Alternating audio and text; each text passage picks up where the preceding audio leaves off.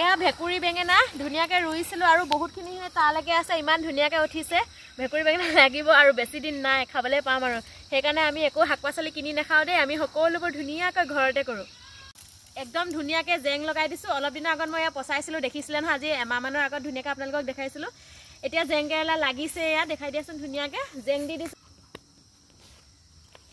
পিঁয়াজৰ খেতি কৰিছিলোঁ আৰু ইমান ধুনীয়াকৈ পিঁয়াজবোৰ এয়া বাঢ়িছে দেখিছেনে বাৰু এতিয়া মই ডিমৰ লগত এনেকৈ পিঁয়াজৰ পাত দি খাবৰ বাবে পিঁয়াজৰ পাত ছিঙি আছোঁ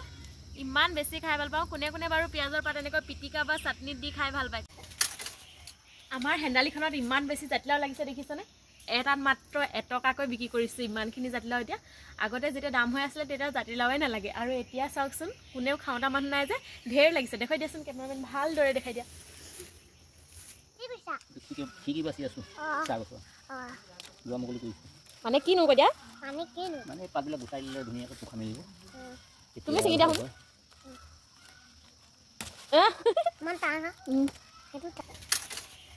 আমাৰ হেন্দালিখনত ইমান বেছি জাতিলাও লাগিছে দেখিছেনে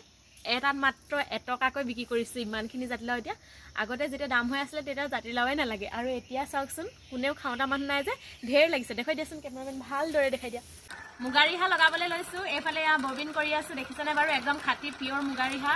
এখনত 7,500কৈ ল'ম আগতে আপোনালোকে বহুতে মোক কণ্টেক্ট কৰিছিলে আৰু মই পাহৰি গৈছোঁ যিহেতু দিন হ'ল গতিকে আপোনালোকে আকৌ কণ্টেক্ট কৰিব মানে মেছেজ কৰিব যদি কাৰোবাক ৰিহা লাগে তেতিয়াহ'লে জনাব